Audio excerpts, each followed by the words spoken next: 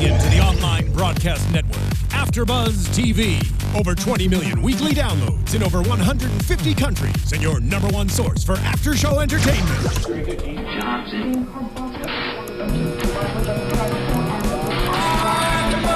AfterBuzz TV, the destination for TV superfans. Producing aftershows for over 300 of your favorite TV shows. Interviewing celebrities and showrunners. And bringing you behind-the-scenes exclusives. All thanks to E! Entertainment's Maria Menounos, producer Kevin Undergaro, and internet leader Akamai. Now, let the buzz begin!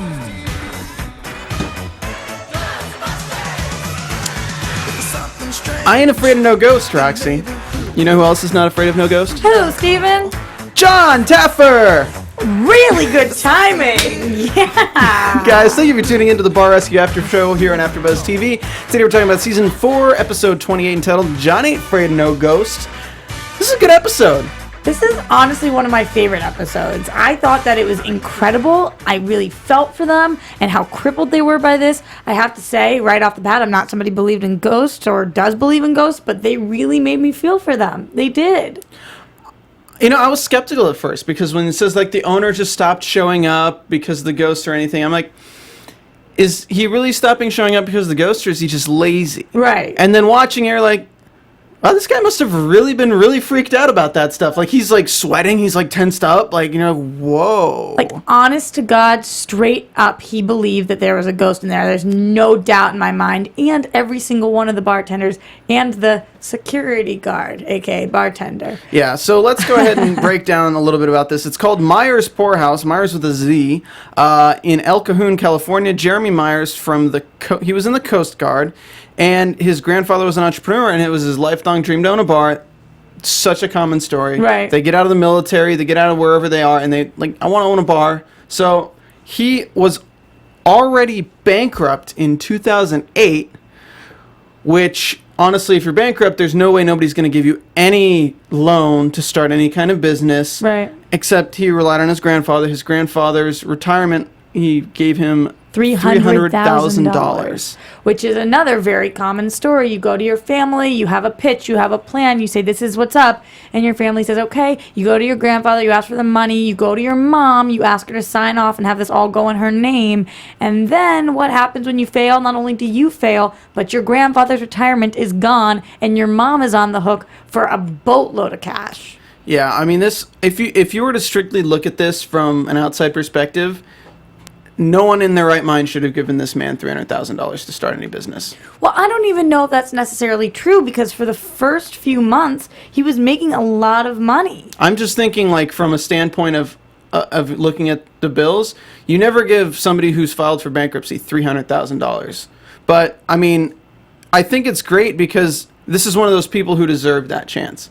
He really did. So many people don't deserve that, but this guy, they launched in April 2012. It's a 2,000 square foot bar with one PO system, 2 stations, and a stage, and they were doing $30,000 a month in sales. $38,000 a month in sales. Yeah, so that's really good for a small bar. In that, I mean, it looked like a strip mall, and strip mall bars usually are. Yeah, I mean, you're on track to make your money back and then get in the green real fast with that. So I felt like, all right, he set himself up well. I actually think he hired a really strong staff of people that I thought respected him and they appreciated and supported him, and he was killing it. And then all of a sudden, he leaves. And why does he leave? Because he is afraid of a ghost. Because he ain't afraid of. He is afraid. He ain't afraid of no ghost, because it is technically a double negative. Yeah. So he is afraid of a ghost. Yeah, but you're not hip. Like, when you're hip with it, it's, he ain't afraid of no ghost. But, yeah. So, you know, then if I was to be, like, really, really square and say he is not afraid of no ghost. Yes, then technically he would be afraid of a ghost. Yes, okay, yeah. So he's afraid of the ghost.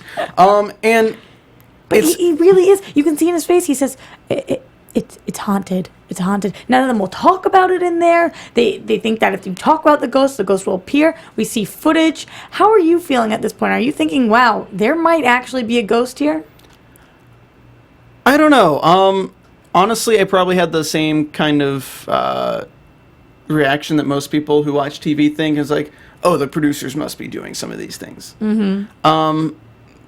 But, you know, they were so freaked out by it that you never know. But it's interesting because if you look at a lot of these, like these systems or places where that happens, it could be as simple as a pipe's underneath that table that vibrates when something goes down at that time at night, shakes the table, and the chairs fall off. Right. It could be when they're closing, they open a door, it causes a cross draft that they don't feel, and it blows the napkins everywhere. So there's so many scientific explanations, but the human mind, when it's in a dark place and you're alone, it becomes very alert. And when you become Absolutely. very alert, every single thing has to have a meaning. And if you can't find a meaning, what do you attribute it to? Right. I have a very similar take on it to you, and also to John. When he sits there, yes, he yells and he does all that, but he says at the end of the day, this is your truth, and I'm not discounting you for that. That is valid. If this is your truth, it's your truth. So I feel like, who am I to say if there is or is not a ghost? If somebody believes that and it actually scares them to the point that they're incapacitated by that, they can't even show up to their own bar, they can't close, they can't be in their place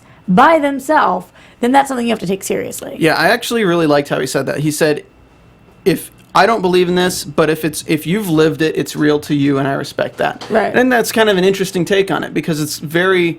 People who watch Bar Rescue may believe in ghosts, they may not. But that's the way to say it without offending all of them, pretty Right. much. So, breaking down some more information, and they actually have video of like a glowing light floating, and you know they bought the instruments to talk to the ghost, and like it's weird. Is that the imitation of the instruments? Yeah, it's weird. It sounds like a cat that's just really angry at How me. did you learn that you can make that sound? What is that? Lots of sounds. Okay, so Oh my god. I love that they cut to a guy, like, this is a random cut talking about Nicole, but the guy's like, oh man, I only come in to drink when Nicole's working because I'm getting half the bottle instead of the shot. Yeah, And I I'm know. like, that doesn't bode well for Nicole. So we meet the staff. We have Jeremy, the owner, Lena's a bartender, Nicole's the overpourer bartender, Paul's a bartender, and Derek's a doorman. Yes. All right, here's what I liked. I feel like sometimes in Bar Rescue, because there are so many people on staff and this show tries to be very truthful, I don't get to know each person as well. But I felt like in this episode, I really got a sense of Jeremy, Nicole, Lena, Paul, and Derek. And I really enjoyed that. I feel like... They each had a personality. Right. Because it wasn't... they weren't all managers, for one. Good week that was. And it wasn't just like 8 people, and then the door guy, and then the bartender, and then the food runner, and then the bar back, and then the second bar back, and then the food runner that shows up after the stress test that we don't know about, but randomly he's at the meeting now there. Right, exactly, So- exactly. So I really like that we got to see each of them. At first, I had very strong feelings about Nicole. I was like, oh, this girl's adorable. She's so okay. She's overpour. She ended up being quite the interesting character. Yeah. Because this is, Steven, I actually love the point you made about, I guess, what would Kevin call them, millennials? Or Anyone born after 1996. What? How did we pick that year? Because 1996 is kind of like everyone's around 19 right now, and they're the people who are really kind of maybe getting out of college, or maybe they're halfway into college and they think they understand the world, but they Okay. don't understand the world, and they're trying to enter the job force and they don't understand how reality works. So you felt like Nicole was similar to this generation of people because of our favorite quote from her. Oh my God. Let me find it real quick. Oh yeah, it's a good one. She's a good one. I think it says, I don't think that's reality. Yeah, this is later on when Lisa Marie's training them, but she pours an ounce and a quarter, which is a standard ounce, and then she pours 3 ounces, which is what Nicole has been pouring. As we watched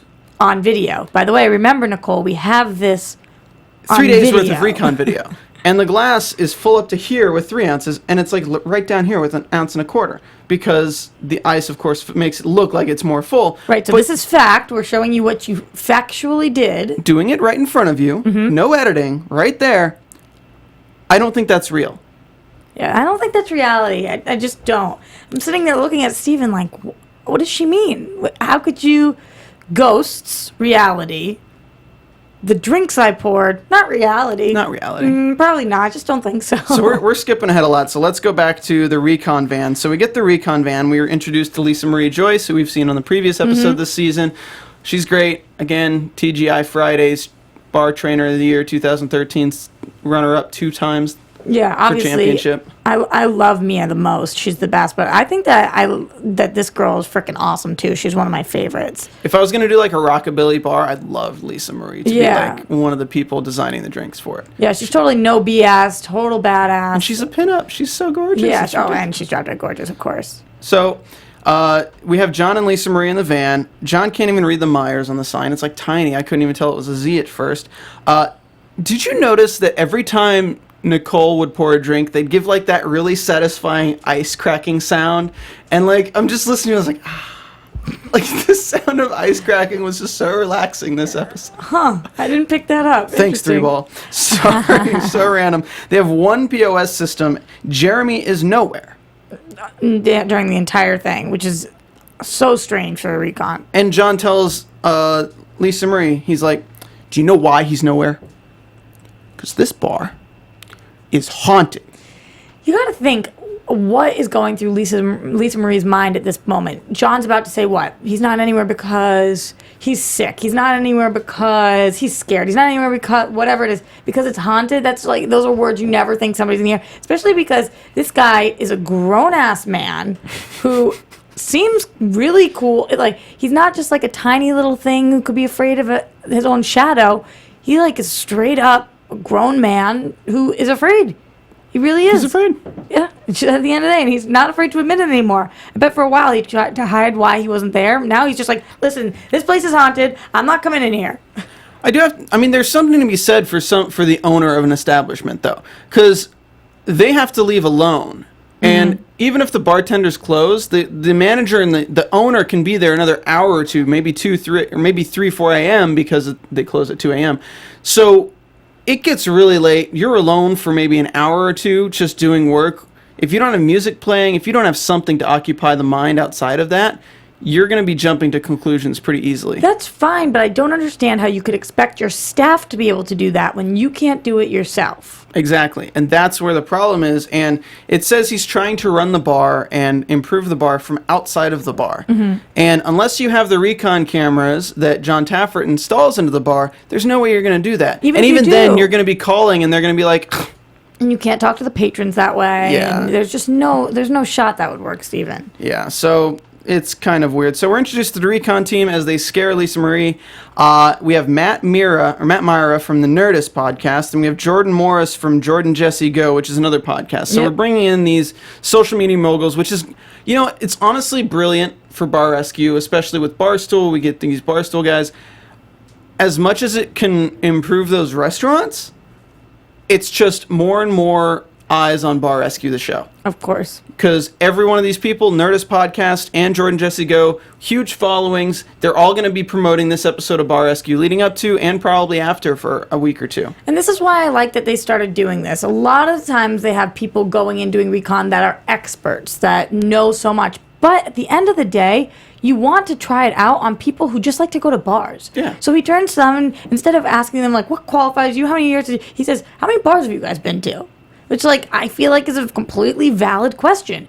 If you are somebody who likes to go to bars and you do have this social media influence, you don't have to necessarily even know why you like a place. You just have to know you like it or you don't like it. And I think owners need to really realize nowadays that you have to be bowling a perfect game. Because you can have a night where, let's say 20 people come in. It's a slow night. If your employees are still not on it, let's say one of those people is like a Tyler Oakley. All it takes is a mindless tweet. It couldn't even be spiteful. Mindless tweet by someone like Tyler Oakley. At this place, drinks are terrible. I'm going to leave. Yeah. Could ruin the business for all of their Yelp, because fans of influencers will go to Yelp and file a review when they haven't even been there based on a tweet that somebody sends about the place. It's absolutely true. It's ridiculous and it's terrible, but it's true. Right. So you gotta, just like AfterBuzz, we gotta bowl a perfect game because you never know what video people are watching. And like you said, it's smart because Matt and Jordan can influence who can go to this specific bar, but they also bring new viewers to Bar Rescue, which is something Bar Rescue needs after this many episodes. It does very well. Why does it do really well? Because it's always keeping it fresh and reinventing itself and showing different audiences. People find this all the time. I'll turn people onto the show and they'll be like, how did I not know about this? How have I not been watching this? I'm like, I don't know, living under a rock or something. Have we had a 2-part episode yet? A 2-part episode, like to be continued? Yeah.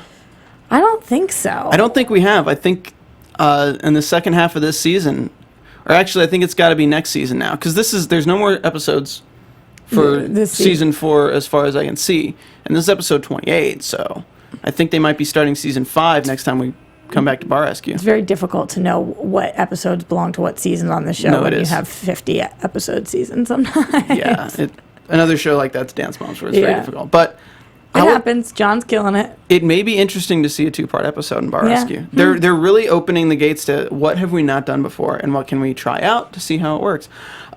So they go in, they ask for a drink, and they also want to know, what's this ghost? You know what? I ain't afraid of no ghost, but you might be afraid of no. What's this ghost story? You could tell they were very skeptical, and the way that they phrased the question wasn't necessarily the most Opening up. Yeah, it's like, you kind of got to learn how to ease your way in there. And I was surprised because they are hosts of these podcasts, so they are used to asking these questions, but sometimes they're on a time crunch. Here, it's like, you know what? Maybe have a couple drinks, maybe talk about a few other things, and then ease them into talking about the ghost, because they were so tight-lipped. They did not want to share any stories about these ghosts. No, so the bartender says, I think the story goes back that in the 80s a guy died on the floor. Bartender Paul believes that a guy died on the floor, and they asked Nicole, and she says, well, it's different for everyone. I don't like to talk about it because things happen when you talk about it in the bar. Right. Like, what? But this just goes back to the point that we've got these 3 dudes, these 3 big dudes, and they all believe in this ghost, and these 2 women that also believe in there was nobody here who was like, this is ridiculous. They all are believers. You want to know a fun fact? If you are buying any piece of real estate and it's believed that it has been haunted in the past, that is a material fact that you are legally obliged to tell your clients before they purchase the place.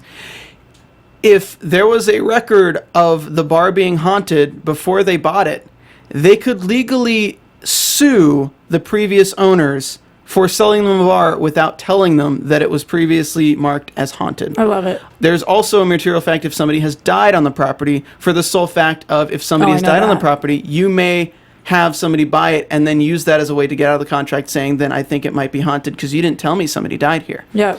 So I find it really interesting that the bar just happens to suddenly be haunted after the previous bar probably didn't mention anything like that and they didn't try to sue them. Detective Steven. Sorry, I have a real estate background. All right, so Jeremy's nowhere to be seen. John's going to go in because he can't stand this overpouring. They're just pouring down his money down the drain. And this was so awkward. John walks in, and she's running a credit card. And she's running a credit card. Yeah. And she's running a credit card. And she's like, I'll be with you in 1 second, John. I looked at you, and I was like, Steven, does she recognize who it is? I don't know if she did. It was so weird. She's like, hi, I'm Nicole. He's like, uh-huh.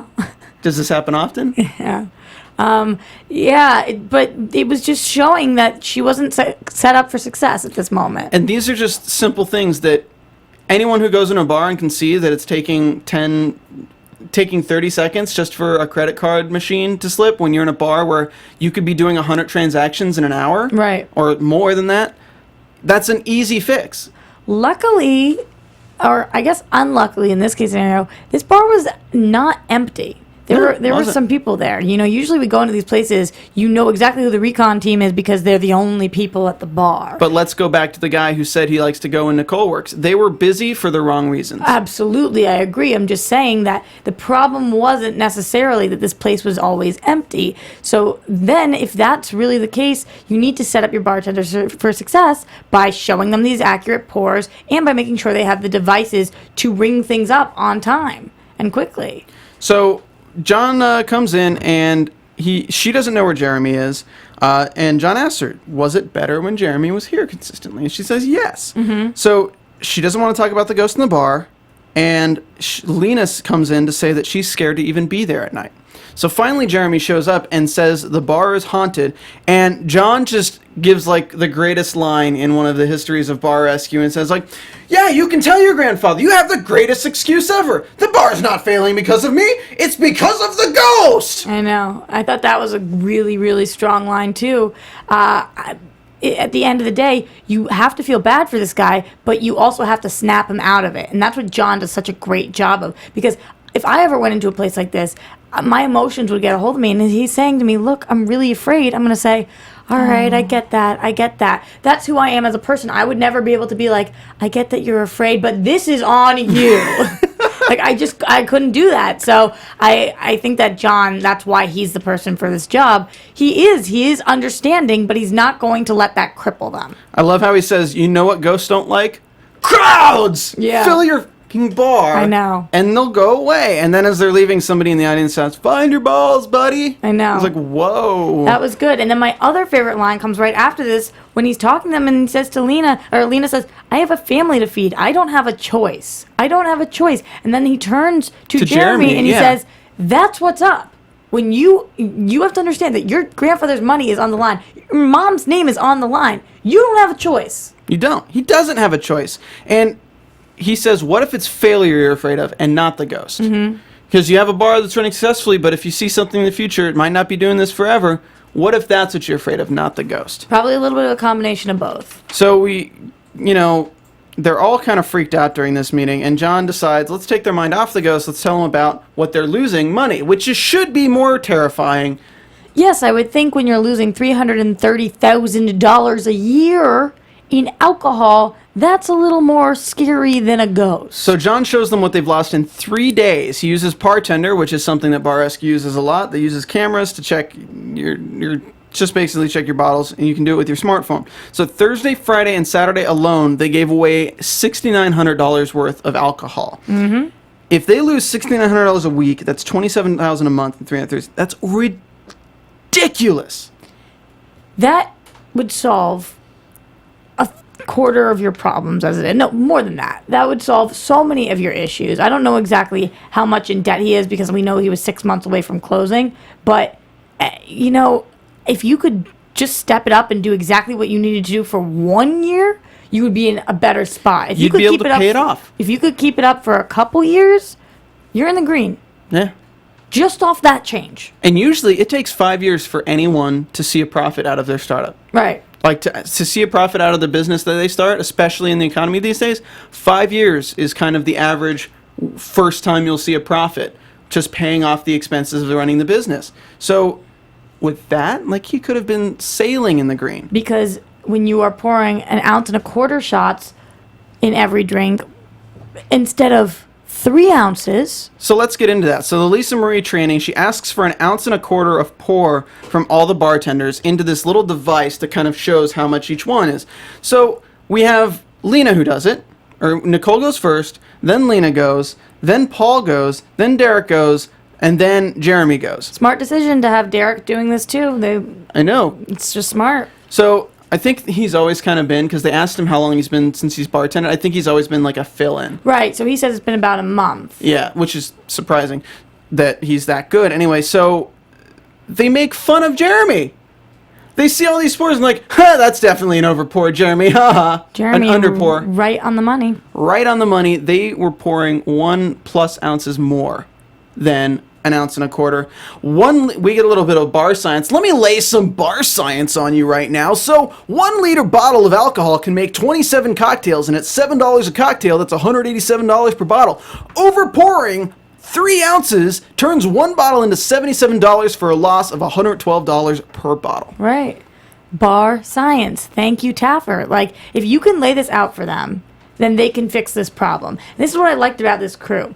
A lot of times we have a rotten egg. Somebody I'm just like, we've got to get them out because I don't think they're a good human being.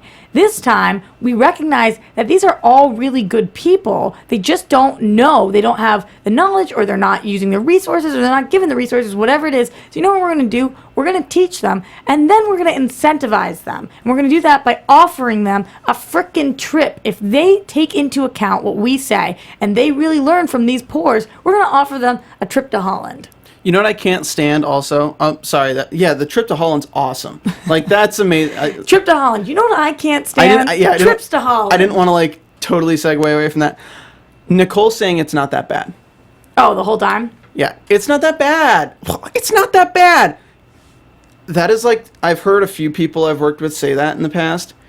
It's one of my pet peeves because there's no scale for how bad something is. If something's bad, it's bad. If something's bad, it's bad. Life isn't black and white always, but somebody told me the other day, and it stuck with me, if it's not right, it's wrong. Yeah. And that's this is one of those situations. If it's not an ounce and a quarter, then it's wrong because you're losing money. So how are you going to sit there and say it's not that bad when he's going to tell you that you're losing $330,000 a year? So you don't think that's that bad? Do you have that in your pocket right now? Do you want to cough that up so you can keep pouring however much you want to the patrons? Yeah, then go open your own bar.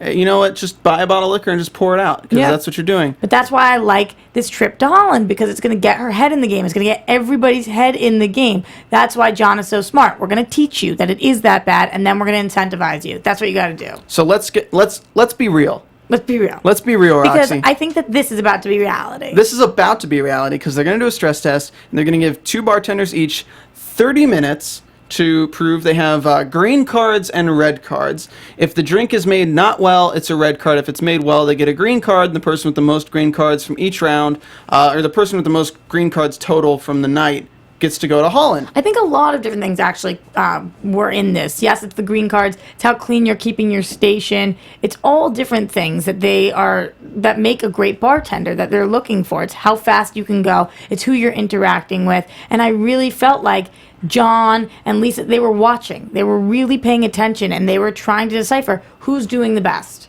Who's the best overall well-rounded bartender. And whoever it is, we're going to reward them. We're going to send them to Holland because it's not just a fun trip. They're going to go learn. They're going to learn about Kettle One, which, by the way, is my favorite vodka. Just so you know.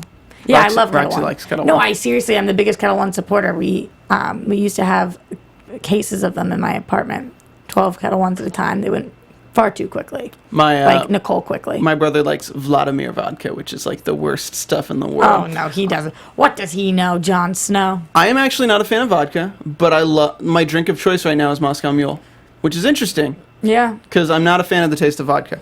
But going into this, we have Paul and Lena up first. Mm-hmm. So customers don't get drinks in 10 minutes. It's kind of like a timing issue. But the bartenders aren't terrible. Lisa Marie's throwing away a few drinks, but not too many. And Jeremy is managing really well. He's taking care of the customers who aren't at the bar. He's making sure everyone in the vicinity is taken care of instead of just the people at the bar. And Jeremy and Paul are communicating really well. Jeremy's saying, hey, I need this. And Paul's bringing it right over towards him, which is great. Exactly. So the woman gets the mule. She gives a green card. It was not a mule. That was like a yellow drink. I was confused by that too. That was strange. I think that must have been like an editing thing. She told her husband she wanted the mule, but then the orange drink came. Maybe she changed her mind. I don't know. Yeah, that was weird. Anyway, so now we go to Derek and Nicole. So Derek's a doorman. Mm-hmm. And Nicole is the full-time bartender. Her title's bartender. Nicole is an absolute mess. There's water and ice everywhere. There's Red Bull cans, and you see her just putting the Red Bull cans on there as she uses them. She crushes them to say that they're empty, but then just puts them on the counter. Here's the thing. As a frequenter of bars, when I go somewhere and I see at somebody's station it's an absolute mess, I don't want to order a drink from that person for a couple of reasons. Number one, in our minds, we equate messiness with unsanitary things. Yeah. So I look at that and I'm thinking, that's disgusting. Even if it's not, even if it's just messy, I'm thinking that. Number two, I'm thinking they're not as quick as the other people. Number three, it just doesn't seem like they have it together. They're not going to make as good of a product. All of those things make you want to go to a place with a clean station. And, by the way, every single bartender knows that when you have multiple bartenders, you go where the people are. You go where help's needed. So, yes, you might have your station, but somebody else is going to have to use that station. It's not like you have your own desk and that's how you're working. You need to be clean behind the bar, period. Take the extra 2 seconds to put away the napkin, to put the straw in the trash can that whatever to make sure your mixers are where they're supposed to be, so somebody who's blind grabbing doesn't grab a strawberry when he needs a mango or something like that. Absolutely. And she just couldn't do it. She just wasn't, it's not couldn't, it wasn't. She was not doing it.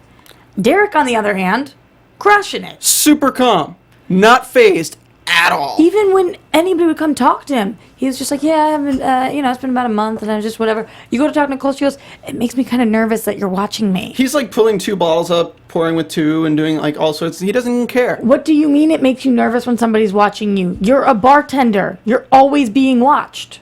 Yeah. If you're making a drink, it's for somebody, presumably, unless it's for yourself, and then we have another problem. Like, you're being watched. Well, luckily, this is one of the few bars where that's not a problem. Right, yeah. We didn't have anyone drinking on the job, and we didn't, or maybe they did, but we didn't make a deal of it. Right. So I think it's honestly interesting because the staff wasn't terrible. No. It's just they didn't have leadership because the owner was so afraid of the ghost. If Nicole is your biggest problem, then you're in good shape.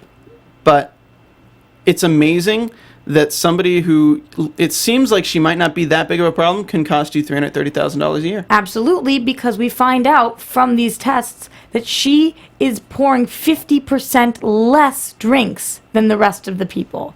That's her timing. 50% less. Well, it takes a second. I think it's, what is it, a 3 count? A two count for an ounce and a quarter. So obviously if she's pouring more, it's going to take her longer. Yeah.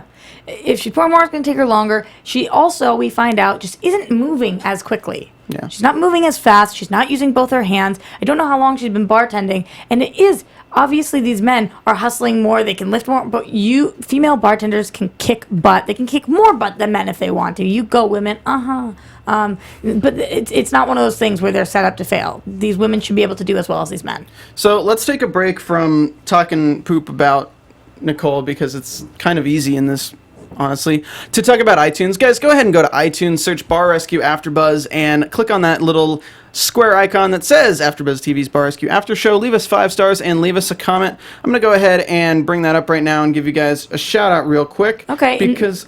Well, in the meantime, while you're doing that, because I know we started off the top of the episode, we were so excited. You're Stephen Lemieux. Where can everybody find you? Oh, wow, we didn't do that, did we? Yeah, you can find me on Twitter at Stephen Lemieux, as well as doing the Strain After Show. And right after this, we're doing Killjoys, the finale with Aaron Ashmore, the star of the show. So that's going to be really, really cool. What a special guest. And you guys can find me everywhere at Roxy Stryer. And recently on the Bar Rescue After Show, which is really exciting that you guys have brought me into the fold. Thanks for that. All right, so we got a new review this past week from Bubba, New Jersey. Too Many Managers says, love this episode, best interior makeover in a while, but it won't last. Daria and Roxy are totally correct. The staff will kill this bar. I do not think Bradley can keep up the quality to keep this bar going. Does it seem to everyone else that every sports bar that they rescue has less TVs than my local Applebee's? Oh.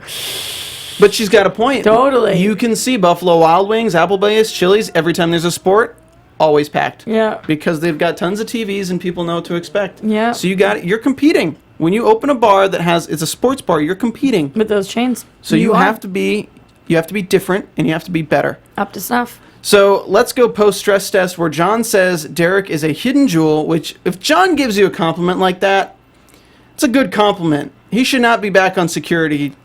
And I'm not discrediting John because I love John, but it wouldn't take John to recognize that. Anybody could recognize that this is frickin', he's the hidden gem of the bunch. You could be like one of these guys from a podcast walking off the street. You can tell a good bartender. You can. He was great.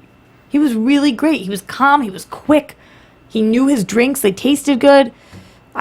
He was great. So we get the first ounce of humility, let's say 3 ounces because she overpours, from Nicole, and she says she admits to being the weak link. Yeah. What did she say, actually, though? Was it, I own that, or... I own that I was the weak link tonight. Yeah. So I appreciate her saying that, but of course you do, because... It's in fact in front fact. of you. Yeah. And because that's reality. That's reality, because we're being real right now. Right. Like, you sold less drinks. You poured more alcohol. You are the weak link. I'm glad you own it. You are the weakest link. Goodbye. So John doesn't tell them who wins. He says, I'm going to tell you tomorrow morning because I have a special guest. Because commercial break. And we come back to John bringing out a medium. Not a medium rare, not a well done, a medium. So John tells Jeremy he's closing alone after the medium does her thing. Amanda and Chris were the mediums that came. So my notes for this are, this is ridiculous. They're sitting in a circle and praying, and I wrote down what she says. I am... Roxy, let's do it. Okay, Let's do it. Sit in a circle. Do we hold hands? No, we just pray. We just pray. All right. It's now your time to leave this human plane on Earth. Mm-hmm. It is now your time to go. Mm-hmm. Go to a higher dimension. Higher. Leave this space now. Leave. Okay, all done. Oh, that was it. That was it. That was it. Yeah, the ghost's gone now, guys. Hey, guys, ghost's gone now, guys. All we had to do is say 4 sentences and pray and close our eyes. The ghost of AfterBuzz TV is gone. Here's what I'm thinking. I'm thinking they thought it would be overkill to show us more. There must have been more to this shoot. I refuse to believe that this is what it was. I honestly think they just found somebody and was like, hey, we'll give you day rate SAG actor who lives here. Come in here and pretend to be a psych. No, because John respects these people enough to know that this is their truth. So he's going to give them somebody who also this is their truth. And I think that this was. I think that this was Amanda and Chris's truth or whatever it was. It isn't necessarily mine. If John called me up and said, hey, Rox, will you come do this? I would say, yes, because that's absolutely the most fun, but John would never make that phone call. John would never do that. John, I really don't think he would. I really think that he cares about these people. But, Stephen, I'm with you with this is ridiculous. I try not to judge other people for what works for them, and this did work for them. But, oh, my God, I thought that that's it. So ridiculous. That's that? All right. So ridiculous. I think there's more. There was more to the story. We've had psychics in here for interviews before, and it's just so ridiculous to listen to it. I don't know. Sometimes they do well. Like, you got to hear Kevin talk about the people who he's talked to. Some of them are really believable. This wasn't one of those situations where I was like, wow, this woman really knows it. Because Roxy, I'm sensing your work is really stressing you out nowadays. I feel that you have a heavy workload and that nobody can really understand what you go through here. And some of your relationships in your life, I'm not going to specify which ones, are complicated. Did somebody contact you that you haven't heard from in a while? Somebody maybe like that you knew at some point in the past, whether that was when you were a kid or maybe yesterday. Does he have an A, an E, an I, an O, or a U in his name? Does it? Yeah, maybe a Y. Maybe a Y? I feel it. No, okay, and I'm not trying to make fun of anybody because, again, this is some people's truth. And sometimes even I can be convinced that there's something up. But in this scenario, when she walked in and said what you just said, I was like, huh? Yeah. That's what you got, girl? That's how we're getting rid of the ghost? Okay, why don't you just write that down for me in a text message so anytime I'm feeling a little scared of what's under my bed, I'm just going to read that out loud. Gone. But the cold feeling left. It left. There's the weight off his shoulders. The cold feeling left. And it's the placebo effect. Even if she didn't do anything, it's the placebo effect. Mm-hmm. Just bringing somebody in to make them at ease, they'll stop thinking about it. And if anything happens, they'll probably attribute it to something else. Or they'll be like, oh my God, it's back. The more important thing that he does, though, comes later on. It's not the medium that I really think helps. It's him making them own the fact that they have a ghost, which comes later. Yeah, so he makes them close alone with a camera crew. But he makes him close alone. That's what I was thinking, Steven. Yes, he's closing alone, but he's got a camera crew there, so he's not really alone. Nobody's talking to him, but he's not afraid. I think that'd be more scary to just have somebody with a camera just silently staring at you while you close. Yeah, maybe. I don't know. And then we realized that there was no camera crew. It was actually the ghost. Ooh. Wow. John's like, we never shot footage of this. How do we have this? I don't know. Well, let's use it. Scary. All right, so now that he's closed alone, we can get the new drink program. Vodka-based! We're using Kettle One! I love me some vodka. So we get the Dutch Mule, which sounds really good. It's an orange Moscow Mule, basically. Mm-hmm. And then we have the Bloody Scary, kind of going on the ghost thing, made with citrus vodka. Yeah, delicious. I love me some Bloody Marys. This Bloody Scary seemed great. I love what they put on their skewer.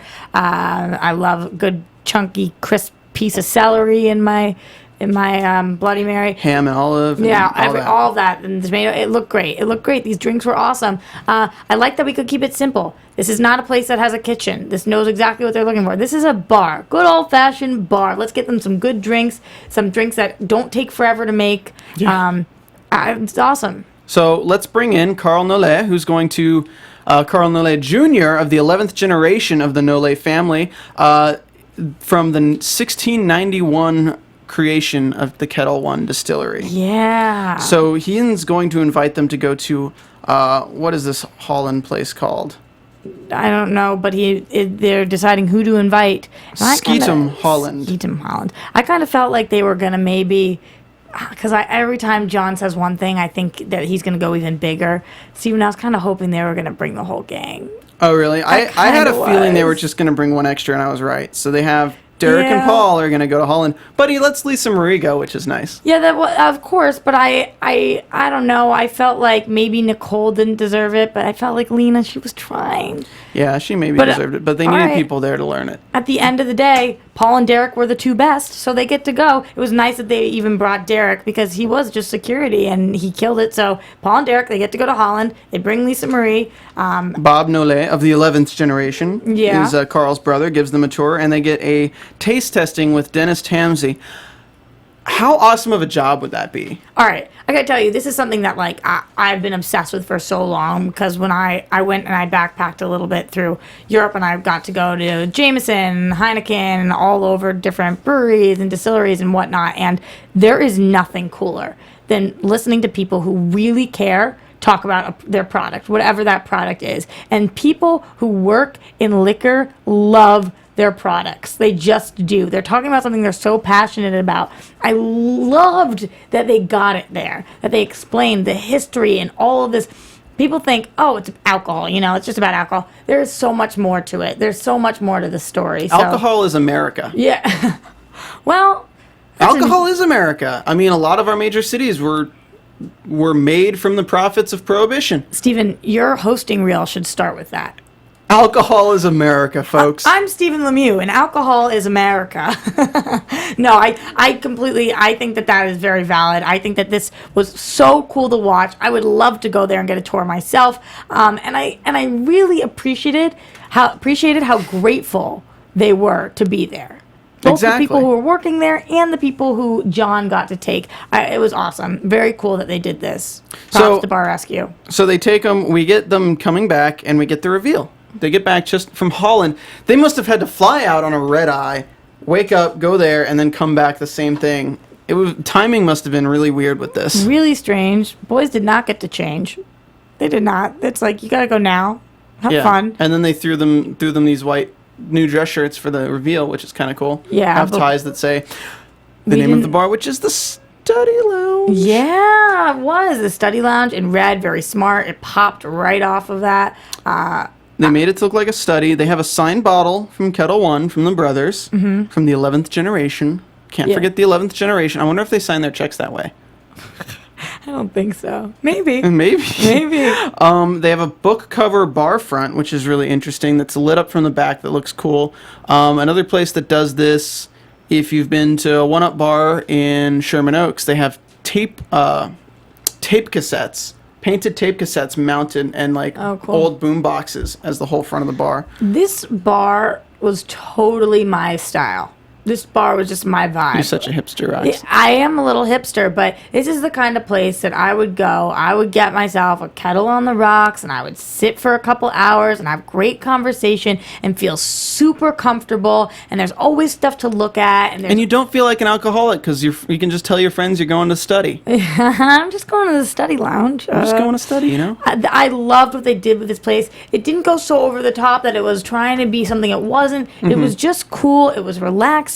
It looked great. And then they brought in the ghost vibe, which is how John really made them own it with the mirror and the book falling. You know what? This is what actually, it's not going to scare people away. It's going to bring them here. This place was haunted. Own that. What's amazing is the small things like really matter. They got a glass washer behind the bar, Right. which is going to help them a lot.